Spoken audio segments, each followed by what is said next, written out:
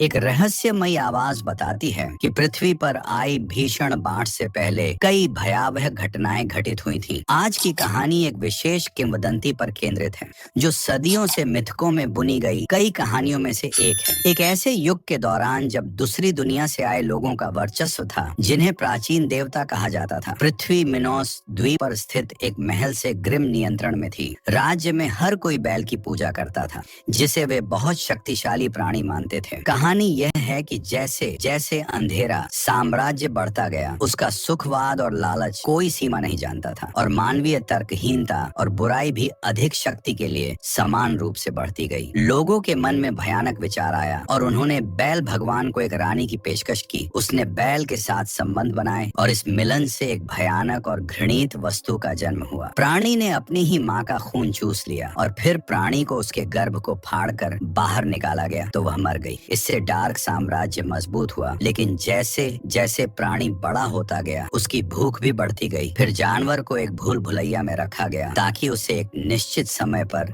नियंत्रित किया जा सके। माइनस के अंधेरे साम्राज्य में एक कानून बनाया गया था, जिसे राज्य के एक राजकुमार की हत्या के कारण कानून में कहा गया था कि हर 3 साल में 8 युवा लोगों को उनके घरों से ले जाया जाता था और जानवर की भूल भुलैया में लाया जाता था ताकि उनकी बलि दी जा सके। 50वें बलिदान के करीब प्राणी को एक ठंडी पहाड़ी पर भेड़ों के झुंड का मार्गदर्शन करते हुए हम थियो को उसके दोस्त दानू के साथ देखते हैं। अचानक उन्हें दूरी में एक छायादार आकृति दिखाई देती है। दानू कहता है कि उसके पिता ने उसे बताया था कि यह आदमी एक अपशगुन है और जोर देकर कहता है कि वह उसके तंबू में कुछ वापस जा रहा होगा। थियो अपने पिता को बताता है कि उसने पहले जंगल में दानू के साथ क्या देखा था। थियो बताता है कि वह एक युवती को कितना याद करता है, जिसे जानवर के लिए बलि के रूप में ले जाया गया था, और पूछता है अतीत के उस राजकुमार के लिए बदला लेने के कानून के कारण कई और लोगों को मरना होगा। उसके पिता उसे सांत्वना देने की कोशिश करते हैं, लेकिन थियो इससे असंतुष्ट है। इस बीच दानू अपनी प्रेमिका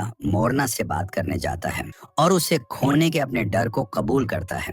जब सैनिक आते हैं तो इस समय गांव के कुछ लोग थियो के पिता के साथ, जो उस स्थान के नेता थे, अपने बच्चों को ले जाने से रोकने के लिए लड़ने की संभावना पर चर्चा करते हैं। लेकिन सभी को डर है कि अगर वे ऐसा करते हैं तो वे एक बार में ही सब कुछ नष्ट हो जाएगा। पुरुषों में से एक सवाल करता है कि उन्होंने थियो को उन 8 युवाओं के हिस्से के रूप में क्यों नहीं सौंप दिया जिन्हें बलिदान किया जाना था। लेकिन नेता कहता है कि वह ऐसा नहीं कर सकता, क्योंकि थियो उसका बेटा और गांव के नेता के रूप में उत्तराधिकारी है। एक सुबह थियो कुछ भेड़ियों को दूर से अपनी भेड़ों के पास आते देखता है और उन्हें बचाने के लिए भागता है। वह समय पर नहीं पहुंचता और एक भेड़ मारी जाती है। थियो एक भेड़िया देखता है, अभी भी पास में है, लेकिन तेजी से भाग रहा है, इसलिए वह जानवर का पीछा करता है। हालांकि एक निश्चित बिंदु पर वह एक पेड़ देखता है जिसकी छाल पर एक अजीब निशान बना हुआ है। इसे देखते हुए उसका ध्यान एक गुफा के प्रवेश द्वार की ओर जाता है, जहां रहस्यमय आकृति जिसे उसने पहले देखा था वहां मौजूद है, और उसे हाथ से इशारा करता है। वह उसके पास जाता है और गुफा के अंदर वह आकृति पाता है, एक बूढ़ी औरत जिसके बगल में भेड़िया है। थियो पेड़ पर निशान के बारे में बात करता है और कहता है कि वह इसे पहचानता है, क्योंकि इसे पूरा करने वाला दूसरा आधा हिस्सा उसके पास है। वह टूटा हुआ लॉकेट दिखाते हुए वह कहता है कि उस लॉकेट का दूसरा हिस्सा उस व्यक्ति के पास था जिससे वह प्यार करता है, जिसे जानवर के लिए बलि के लिए ले जाया गया था। बूढ़ी औरत कहती है कि युवती को ले जाया गया था, लेकिन उसकी बलि नहीं दी गई थी, ये दावा करते हुए कि वह महल के नीचे भूल भुलैया में है। थियो बूढ़ी औरत की बातों पर विश्वास नहीं करता है, लेकिन वह जारी रखती है और कहती है कि युवती को बचाने के लिए थियो को मिनोटॉर नामक प्राणी को मारना होगा। थियो रात को अपने प्रिय के सपने देखता है जिसे उससे छीन लिया गया था, और सुबह उसे उसके पिता द्वारा जगाया जाता है, जो उसे झुंड को दूर ले जाने के लिए कहता है, क्योंकि सैनिक जल्द ही आएंगे। थियो बताता है कि उसने गुफा में बूढ़ी चुड़ैल से बात की थी और उसने उसे बताया कि जिस युवती से वह प्यार करता था वह अभी भी जीवित है, और अगर वह उसे फिर से देखना चाहता है तो उसे मिनोटॉर को मारना होगा। उसके पिता ने उसे बताया कि यह सब बूढ़ी महिला का झूठ है और वह ऐसा पागलपन नहीं कर सकता, क्योंकि मिनोटॉर एक भगवान है जिसे कोई भी इंसान नहीं मार सकता। उसी दिन देर दोपहर में साम्राज्य के जहाज दूर से आते हुए दिखाई देते हैं। वे गांव में पहुंचते हैं और आक्रमण करते हैं। थियो अपने पिता के आदेशानुसार पहाड़ों में है, लेकिन बूढ़ी चुड़ैल ने उससे जो कहा उसके बारे में सोचना बंद नहीं कर सकता। इस बीच सैनिक टेंट में जाते हैं और युवा लोगों को ले जाते हैं। थियो को अभी भी सोचते हुए देखते हैं। वह उस महिला को याद करता है जिसे वह प्यार करता है और जिसे उससे छीन लिया गया था। वह दृढ़ निश्चय के साथ उठता है और अपने गांव की ओर भागता है। जब सैनिक पहले से ही 8 युवाओं को लेकर जा रहे होते हैं, थियो आता है और उनका ध्यान भटकाता है और एक युवा महिला की जगह लेने में कामयाब हो जाता है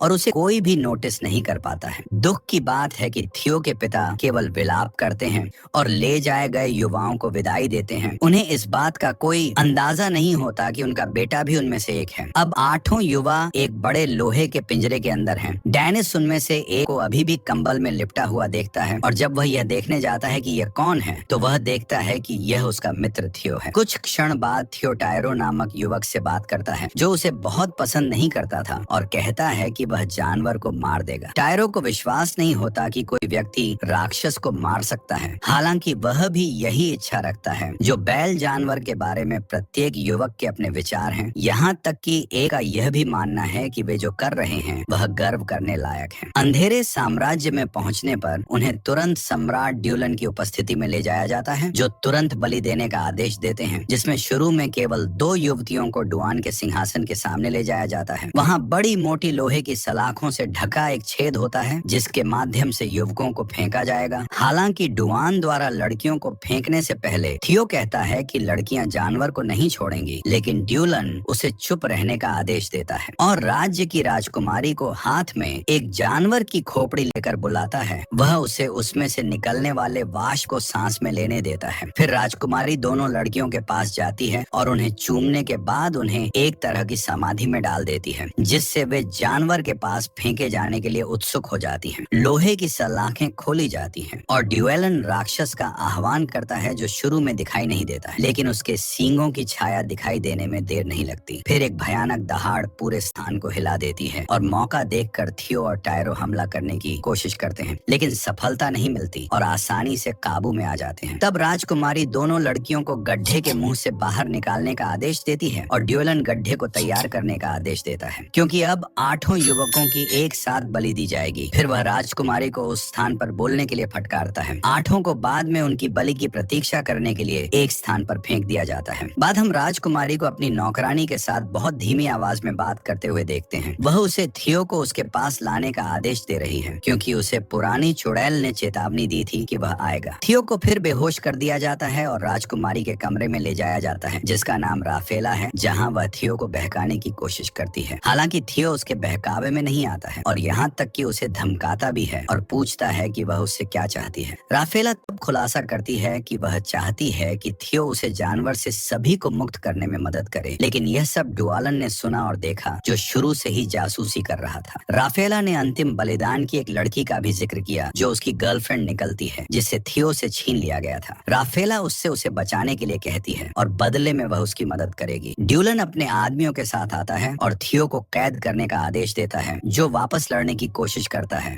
लेकिन जल्दी से फिर से बेहोश हो जाता है। ड्यूलन राफेला को धमकाता है और थियो को उस छेद में ले जाने का आदेश देता है जहाँ जानवर है। अन्य युवाओं को भी जल्द ही ले जाया जाता है और थियो को भूल भुलैया में रखे जाने के बाद सभी को एक एक करके महल के चारों ओर बिखरे हुए विभिन्न प्रवेश द्वारों के माध्यम से उस स्थान पर फेंक दिया जाता है। थियो अपने दोस्त की चीखें सुन सकता है जो पूरे स्थान में गूंज रही हैं और उसे नहीं पता कि क्या करना है। तभी उसे एक भारी सांस लेने की आवाज सुनाई देती है, जिसके तुरंत बाद एक भयानक दहाड़ सुनाई देती है। जानवर अपने पहले बलिदान को खाने के लिए बाहर निकलता है। समर्पित युवा लड़की राक्षस का पहला शिकार है और उसकी दर्दनाक चीखें भूल भुलैया में गूंजती हैं। उसके बाद उसकी मृत्यु हो जाती है। थियो सावधानी से चलता है। जब उसे एक अजीब गंध आती है जो रॉक में फिशर से आती है, उसे पता चलता है कि यह एक प्रकार की गैस है जो ड्यूलन आज के समय में इस्तेमाल करता है। जिसे वह चाहता है वह इस गैस की एक बड़ी मात्रा को अंदर ले लेता है। थियो थोड़ी देर के लिए उसे अपने प्रिय एफ के बारे में भ्रम होता है, लेकिन सुरंगों में पीछे से पत्थरों के टकराने जैसी आवाज आने पर वह जल्द ही गायब हो जाता है। थियो वहां जाता है और महसूस करता है कि यह मोरना है जो बोलने में असमर्थ है। उसने उस आवाज का इस्तेमाल अपने एक दोस्त को उसके पास लाने के लिए किया, जो काम कर गया। थियो समझ नहीं पाता कि वह क्या कहना चाहती है, जब अचानक उन्हें दूर से चीख सुनाई देती है और वे वहां पहुंचने के लिए दौड़ पड़ते हैं। दूसरे हिस्से में हम वीणा को देखते हैं, जो हताश और बहुत डरा हुआ है और किसी से मदद मांग रहा है। वीणा कुछ ढीली चट्टानों को हटाती है और एक सूखी हुई लाश को देखती है, जिससे वह डर कर चीखने लगती है। अचानक दानू उसके पास आ जाता है, जिससे वह और भी जोर से चीखने लगती है। अब वह दानू से डर जाती है। हालांकि इससे थियो और मोरा जल्दी से उन्हें ढूंढ लेते हैं। चारों अब एक साथ चर्चा करते हैं कि उन्हें क्या करना चाहिए। वेना जल्द से जल्द उस जगह से बाहर निकलने की कोशिश करना चाहती है, लेकिन थियो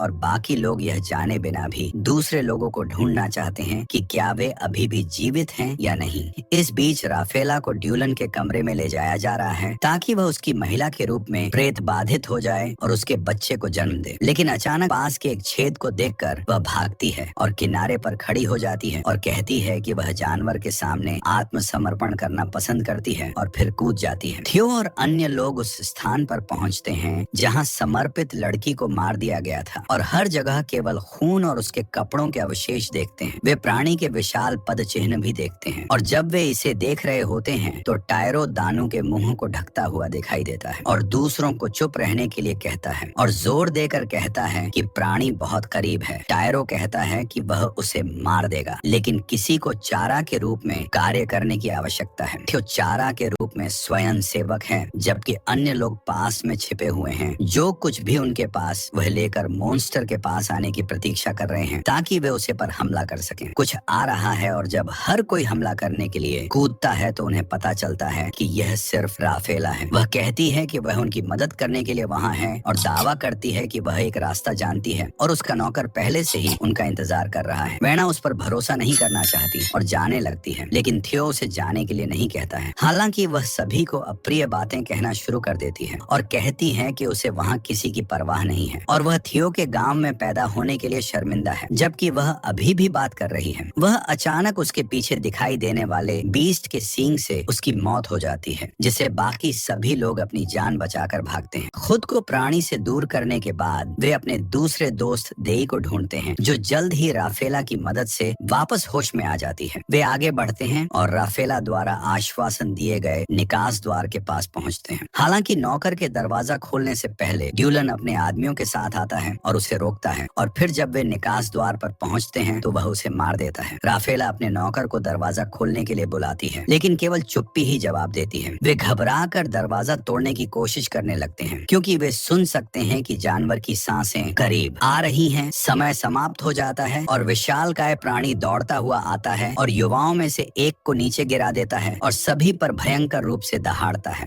जानवर जल्दी से अपने नए शिकार का दावा करता है। वह अपने सींग से दूसरे युवा को घायल कर देता है और बहरा करने वाली दहाड़ें निकालता है। तो थियोदानू और मन्ना एक दिशा में भागते हैं, जबकि राफेला को जानवर ने घेर लिया है और टायरो भूल भुलैया के दूसरे हिस्से तक पहुंचने में कामयाब रहा और पानी ढूंढकर अपनी प्यास बुझाने के लिए कुछ पीता है थियो, और बाकी लोग बिना किसी उद्देश्य के चलते रहते हैं। जब उन्हें अचानक एक अजीब आदमी दिखाई देता है जो कहता है कि वह वहाँ बहुत समय से है और चूहे और कीड़े खाकर जीवित है। फिर वह आदमी उन्हें दूसरे स्थान पर चलने के लिए कहता है। अजनबी, जिसका नाम टर्ग है, वह सभी को चट्टानों के बीच एक छोटे से छेद में ले जाता है और उन्हें एक छोटा नक्शा दिखाता है जो उसने उस स्थान का बनाया है, क्योंकि वह वहाँ बहुत समय से है। आदमी परेशान होने के लक्षण दिखाता है, कुछ निरर्थक बातें कहता है, लेकिन कुछ उपयोगी जानकारी जैसे कि प्राणी कहाँ सोता है, जो थियो को महत्वपूर्ण लगता है। इस बीच राजकुमारी राफेला दिखाती है कि वह जानवर से बच निकली है और भूल भुलैया से होकर चल रही है।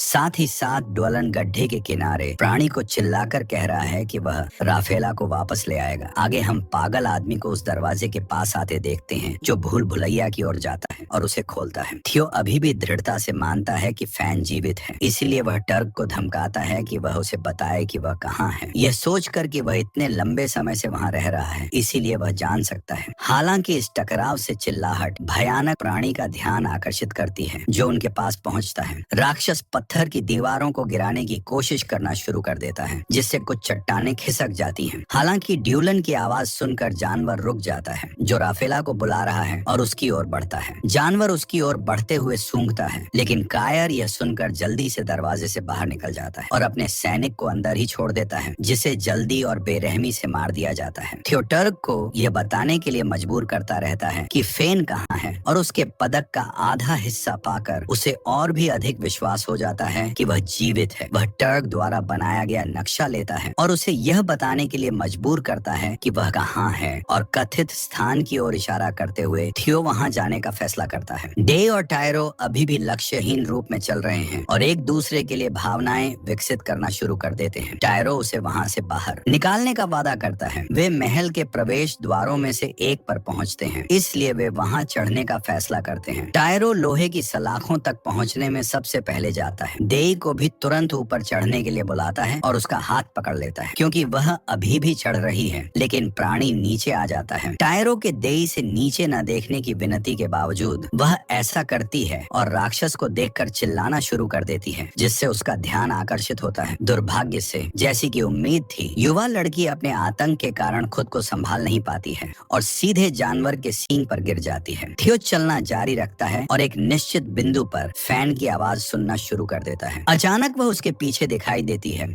जिससे वह बहुत खुश होता है और वह उससे गले लगाने के लिए दौड़ता है। हालांकि यह खुशी जल्दी ही गहरे दुख में बदल जाती है जब वह ट्रांस से जागता है और देखता है कि वह वास्तव में फैन के लंबे समय से मृत शरीर को गले लगा रहा था। उसे एहसास होता है कि उसे अब केवल अपने उन दोस्तों की मदद करनी चाहिए जो अभी भी जीवित हैं। इसलिए वह डैनू और अन्य लोगों को खोजने के लिए मृत्यु के स्थान को छोड़ देता है। उसी क्षण मोरना को टर्क के ठिकाने पर लौटने के लिए कहने के बाद डैनू थियो की खोज जारी रखता है और जो उसे आगे दिखाई देता है वह उसे देखकर उसका नाम पुकारता है, लेकिन कुछ गड़बड़ होने का एहसास होने पर वह रुक जाता है और अधिक ध्यान से देखता है। फिर वह नोटिस करता है कि यह वास्तव में वहाँ जानवर है जो उस पर हमला करने के लिए आगे बढ़ रहा है और भागने का कोई मौका न होने के कारण वह थियो से मोरना की देखभाल करने के लिए चिल्लाता है। थियो अपने दोस्त की आवाज सुनता है। आवाज चारों ओर से सुनाई देती है, इसलिए वह नहीं जानते हुए कि मदद के लिए किस रास्ते से जाना है, केवल यह सुन सकते हैं कि दानू को राक्षस ने मार दिया था। इससे वह क्रोधित हो जाता है और लोहे के पदक का आधा हिस्सा भूल भुलैया की दीवारों पर फेंक देता है। एक चिंगारी उत्पन्न होती है, जिससे एक छोटी सी लौ प्रज्वलित होती है और थियो के दिल में आशा की एक रोशनी भी चमकती है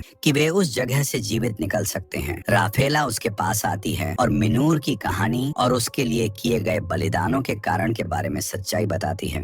वह कहती है कि यह वास्तव में मिनोटॉर था, जिसने अतीत में राजकुमार को मार डाला था और इस तरह की शर्म को छिपाने के लिए उन्होंने यह आविष्कार किया कि यह थियो के गांव का एक आदमी था, जिसने ग्रामीणों को हमेशा झूठे कर्ज का भुगतान करने के लिए युवा लोगों को बलि के रूप में चढ़ाने की निंदा की। राफेला फिर थियो को जानवर से लड़ने और उसे हराने के लिए और भी प्रोत्साहित करती है। वह उसे गैस के स्रोत की ओर ले जाती है, जहाँ गंध बहुत तेज है, जबकि वे अभी भी उस दरार को देख रहे हैं जिसके माध्यम से गैस निकल रही है। मिनोर उनके पीछे दिखाई देता है और उस समय भयंकर रूप से दहाड़ता है। टायरो भी डेई को खोने से क्रोधित होकर आता है और थियो को भागने के लिए कहता है, जबकि वह जानवर पर हमला करता है, लेकिन वह जल्दी से उसके सींगों से घायल हो जाता है। हालांकि वह लड़ना जारी रखता है। इस बीच थियो राफेला को एक सुरक्षित स्थान पर छोड़ देता है और जब मिनोटॉर आता है तो उसे पानी में छिपने के लिए कहता है, फिर राक्षस वाली जगह पर वापस जाता है। थियो आता है, लेकिन टायरो को बचाने के लिए बहुत देर हो चुकी होती है,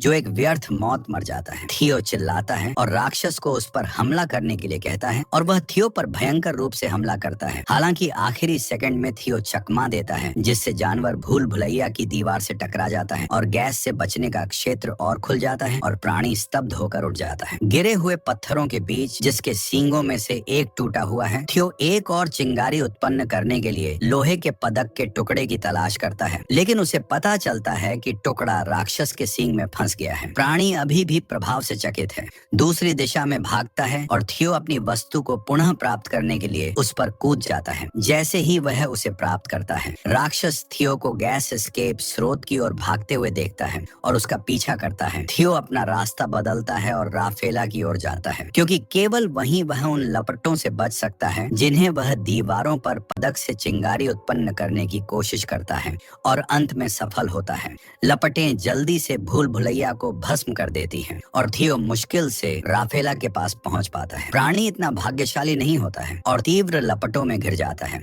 विस्फोट इतना शक्तिशाली होता है कि नीचे से महल में निकलता है और ड्यूलन से टकराता है। महान विनाश के कारण थियो और राफेला पानी के नीचे छुप जाते हैं, जबकि ड्यूलन और उनके कई सेवक मलबे के साथ मर जाते हैं। थियो और राफेला पानी से बाहर निकलते हैं, फिर भी उस प्राणी से डरते हैं। फिर वे पीछे से आते हुए पद चिन्ह सुनते हैं और पाते हैं कि यह मिनोटॉर है, जो विस्फोट से बच गया है लेकिन गंभीर रूप से क्षतिग्रस्त हो गया है। जानवर एक बार फिर थियो पर हमला करता है। हालांकि थियो उस सींग के टुकड़े को देखता है जिसे प्राणी पहले खो चुका था और जल्दी से उसे पकड़ लेता है। राक्षस का इंतजार करते हुए थियो सींग को प्राणी के मुंह में घुसा भगाने में कामयाब हो जाता है और अपने वजन के बल से उसकी मौत को सील कर देता है, क्योंकि यह थियो को दीवार के खिलाफ दबाता है और उसके राक्षसी सिर को छेद देता है। थियो और राफेला उस जगह से बाहर निकलने का रास्ता खोजने के लिए जल्दी करते हैं और रास्ते में थियो मोरना को अभी भी टैग के साथ छिपा हुआ पाता है। फिर वह उन्हें एक साथ भागने के लिए कहता है, क्योंकि सब कुछ ढह रहा है, और वे भागने के लिए आगे बढ़ते हैं। जल्द ही एक सुरंग पाते हैं जो सूरज की रोशनी को प्रकट करता है। जब वे बाहर निकलते हैं तो वे देखते हैं कि वे महल के मुख्य भाग में हैं और सब कुछ नष्ट हो गया है। ड्वेलन अभी भी मलबे के बीच जीवित है, लेकिन मुश्किल से जीवित है। राफेला उसके पास आती है और उसका दम घोंट देती है, जिससे सभी लोगों के लिए एक अलग और बेहतर भविष्य सुनिश्चित होता है। मूवी यही समाप्त हो जाती है। Thanks for watching.